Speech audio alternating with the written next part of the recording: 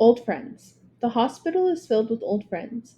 They know us by name, wave us through, comment on how tall I've grown. They pat Dad on the back and say, I was hoping I'd never see you again. Dad doesn't laugh. He just says, Me too. Nurse Heather. Nurse Heather walks along with white shoes, purple scrubs, ponytail. She sees me, wipes her eyes, walks over, pulls me in, holds me tight, squeezes hard, whispers low, I have lunch in an hour, meet you there. Then she lets go. My sixth World Series. Outfield, right field, center field, doesn't matter. These were the worst seats ever. We watched the game on a screen. Might as well be at home, I complained. Until Dad took me to get garlic fries at the stand right below our seats with hardly any line. Those were the best fries I've ever eaten. See, Dad said, there's something good in every situation. Text from Jayla. We could go to Vietnam. Everyone celebrates their birthday on the same day. We would be twins. I smile as I walk down the sparkling clean halls, machines beeping in every room. That sounds like serious fun, Jayla texts back.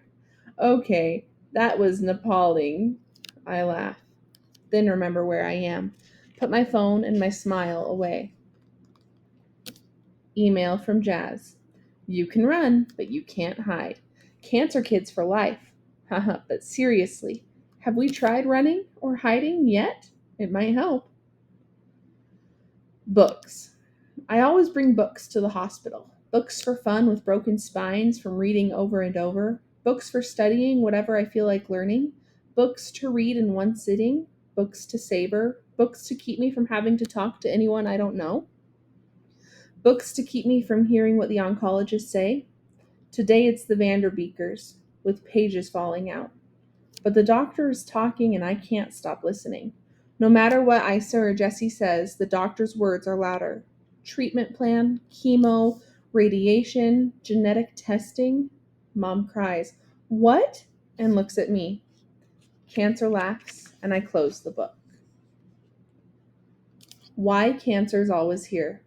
I lean forward in my chair. The doctor notices I'm listening. Your father has a gene, he says. Or really, he lacks a gene. It's mutated.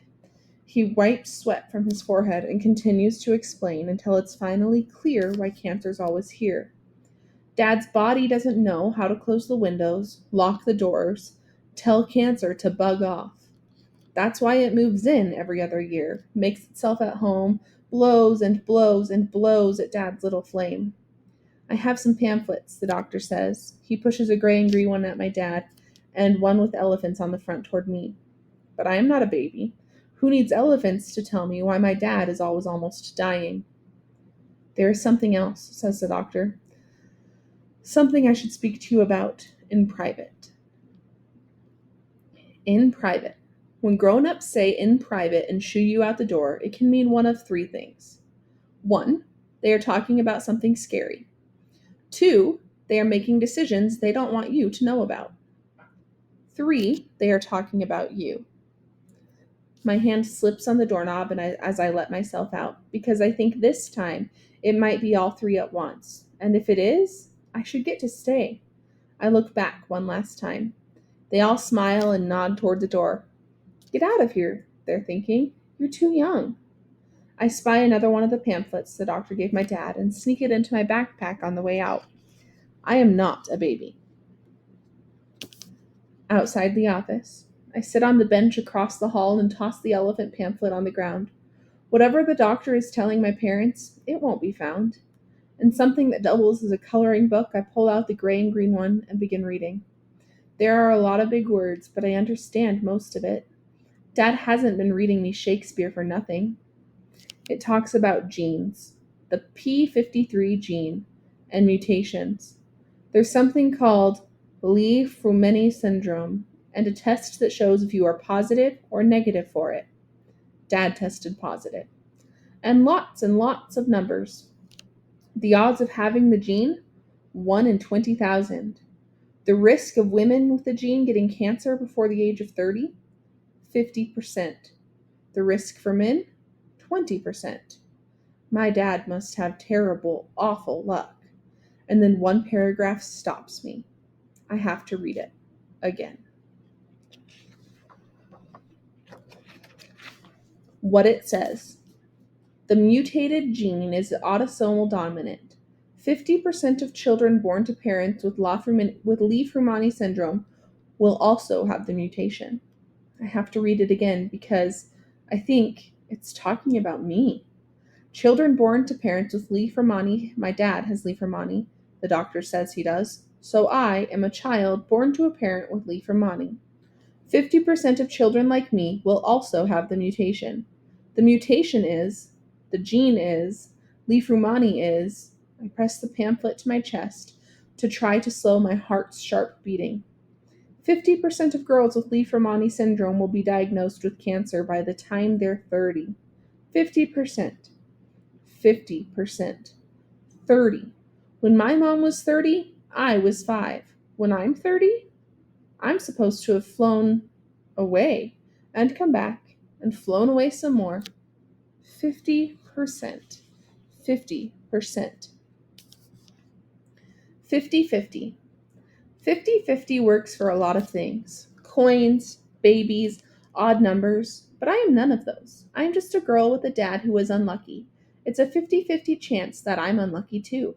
And suddenly I'm split in two: positive, negative, with the gene, without the gene, cancer, health, invalid, traveler, two futures, two paths, two of me.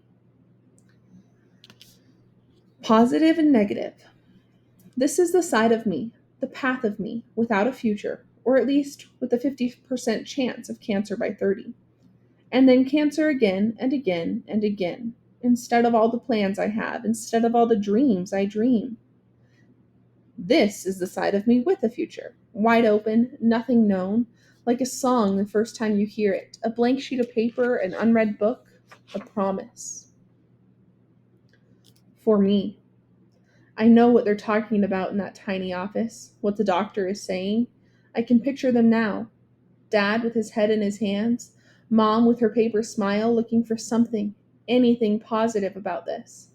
My stomach tightens, hands shake. Back to the pamphlet. It mentions a test to know for sure. But as I find that part again, I think of Dad, just needing to breathe, once more unto the breach. My breath catches, knuckles turn white. I pick up the elephant pamphlet off the floor and put both in my backpack and think of Shakespeare. Choice. To know or not to know, that is the question. Whether it's better to suffer life knowing that disease and treatments are sure to come, or to float on a sea of chances, to fight or to lie back. Wait for cancer if cancer ever dares to show its face here, to live a life of dreams. Dreams. Ah, there's the rub. The door opens. Mom and Dad walk out. There are tissues balled up in their hands. Mom sniffs. Dad's eyes are red. I stand and wait for them to look at me, their broken daughter split down the middle. It feels like an hour passes, maybe two, while they stand there staring at me. The second hand on the clock ticks. 1, 2, 3, 4. And even though the hall is filled with words, monitors, and shuffling feet, there is only silence between us. While I wait for them to say it, just say it. We have some bad news. Breaking the ice. Breaking the ice. That's what people call it when you're meeting someone new and looking for the right thing to say. I am not someone new to my parents, but I feel changed, different. Do they see it? I break the ice. What did the doctor say? And just like that, Mom's paper smile is back. Oh, nothing. Grown-up stuff. It's a silent, earth-shattering, instantaneous crack in the ice. We are drifting in opposite directions across a frozen sea. The long walk. Well, says Mom, let's get you to your lunch date. Dad's hand is on my back. He leads me down the hallway to the elevator. Mom talks and talks and talks about nothing. Absolutely nothing. How can she talk about nothing with all this something swirling around us? And even on the elevator, our bodies crammed in tight, shoulder to shoulder, head to chest, I feel a million miles away. On the 6th floor, I stop at the door to the cafeteria. I look at Dad. Tell me something I don't know. Dad looks at me, who just smiles. She smiles. And she says, I'm adding an extra surprise to your birthday brownies tonight. Dad clears his throat, stares at the floor. Okay, fine. If they won't treat me like I'm old enough to talk about this, I know someone who will. Lunch. Nurse Heather is sitting and waiting with her lunch. I sit down, she gives me a cupcake, smiles, and says, I know it's not the best 12th birthday, but maybe this will help. My mind's stuck on before.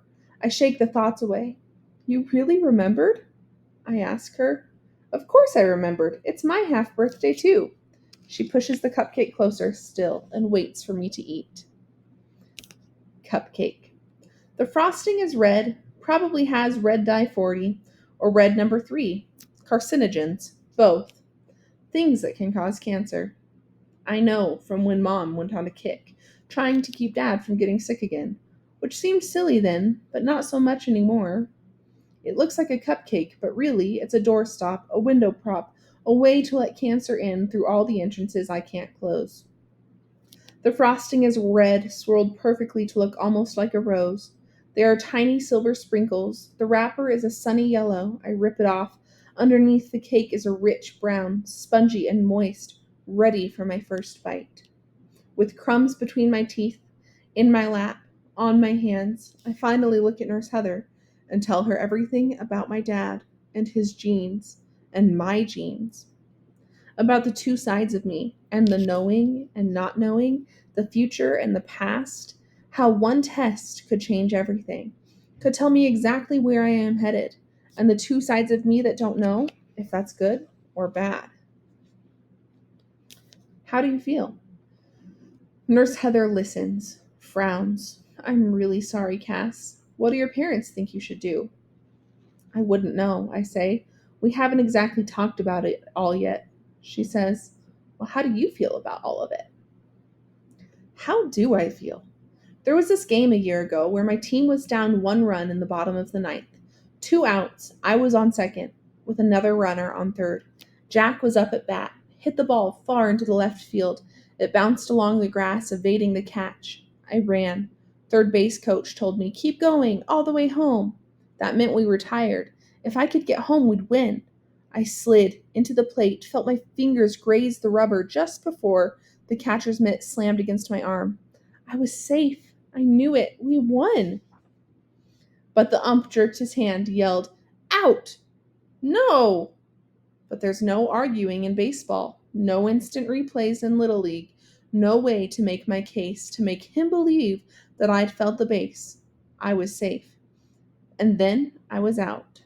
We'd won, but then it was extra innings and we lost. The same feeling I have now is the same. I was safe, and now I'm not. We were winning, and now it's extra innings in a game that will never, ever end. Pros and cons. Nurse Heather nods and frowns. It's so hard, she whispers, and it's not fair at all. But if you're not ready to talk to your parents about the test, what if you write up a list of pros and cons? Whichever side's longer, that's your solution. Every choice comes with a consequence. You decide what you can live with knowing or not about yourself. This sounds far more honest than what Mom and Dad have been trying to do to me today. Easier to focus on something visible, countable, reasons for here and now. She tears off a piece of paper from her notepad and hands it to me with her pen. I start writing. Pros of getting tested. Pros. Cons. 1. It might be more bad news. Tap. Nurse Heather takes her pen and taps the blue cap. Yes, it could be bad news, but it could be good news too. I sigh. 2 paths. Pros and cons of getting tested. Pros. 1. It might be good news. 2. It might be more bad news. Email from Elena. Haven't tried running or hiding, but my mom has us all on a new diet. No sugar, no butter, no milk, no peanuts, no meat. My whole life is zucchini. I can't laugh, even though it should be funny, but I type a reply real fast. Been there, didn't help. I'll sneak some brownies to the next group session. My email dings a minute later. I know I shouldn't say this, but I'm glad you're coming back. She's right. She shouldn't say it, but we still do. Car ride home. Mom's eyes flicker in the rearview mirror from me to Dad, back to me. She tries to smile, but it comes out as a grimace. Finally, she asks, Is something wrong, Cass? I roll the window down, then up, but I do not speak. I wait for them to tell me to talk to me about my life, my genes, my test. Instead, Dad leans forward, holds his head in his hands. I'm so, so sorry. Is he talking about my gene? Mom hushes him like a baby. It's not your fault. Cass understands. Is she talking about my gene? We'll still have a party tonight, won't we, Cass? My birthday? She's talking about my birthday. Her eyes flash in the mirror back to me, and they seem to be asking a question. You're okay, right? What I don't say. My birthday's ruined and you're keeping secrets? Well, two can play that game. What I actually say? Yeah, I'm just fine. Can I go over to Jayla's when we get home? It's your birthday. I thought we'd... Mom sighs. Yeah, okay, I guess. I text to Jayla. I type. Maybe we should go to Mexico. I wouldn't mind smacking a piñata right now. Jayla texts back. What's wrong? What can I do for you? I reply quickly. Just be ready for me. I'm coming over. She types quickly too. I can't wait. I'll be checking the door for you. It's nice to have a best friend who can always make me giggle, even when I want to kick and punch and scream. My 7th World Series. My only goal that year was to get on the Jumbotron. Mom and Dad were happy to help me with face paint and a ridiculous hat and a giant foam finger. You have to be over the top, said Dad. You have to be adorable, said Mom. She's always adorable, said Dad. So the whole game I danced and shouted and cheered like I was the home team's #1 fan, even though I don't actually have a favorite team. I like all of them. Then finally, up on the screen, there I was. Kind of. Half of me was poking into the frame that held Mom and Dad and the words, Kiss Cam. All my silliness, all my trying, while Mom and Dad just sat there and laughed, and they got chosen. Dad grabbed my hand, pulled me between them, and they both kissed me on a cheek. The crowd went wild. Bike ride. Grab my helmet, put it on straight, push it down hard, clip the buckle, pull the straps. No empty space, no wiggle room. Must do it right, follow the rules. There's something about running away, even for an hour, that makes the wind move faster, past my ears, rushing, whooshing, flying. The cars speed past. I pedal faster. Pamphlets and baseball gear in my backpack reminding me of all that I can lose. Jayla's house. It takes a while for Jayla to answer when I knock on her door. She finally opens it and says, Happy birthday! Jayla pulls a card from the mail holder on the wall. Her mouth doesn't stop moving. This took me forever. I kept messing up and had to start over and over, but I finally got it just right. You're going to love it. The outside is thick, cardstock, deepest black. I open it up. Inside, a white paper castle pops up. Hogwarts, I whisper. Jayla grins and begins to point out the turrets and windows. The astronomy tower was the hardest. I whisper because I can hardly find my voice. I love it. And for the first time today, it actually feels like a birthday. Paper engineering. It takes careful hands to be a paper engineer. That's what Jayla and I are. We bend and fold and cut and glue over and over, changing paper into anything, into everything. It's tricky, tiny, tiring work. It requires patience. That's why Jayla and I are so good at it. Everything in our lives has made us more patient than most people, so we fold and cut, bend and glue, wait and dream.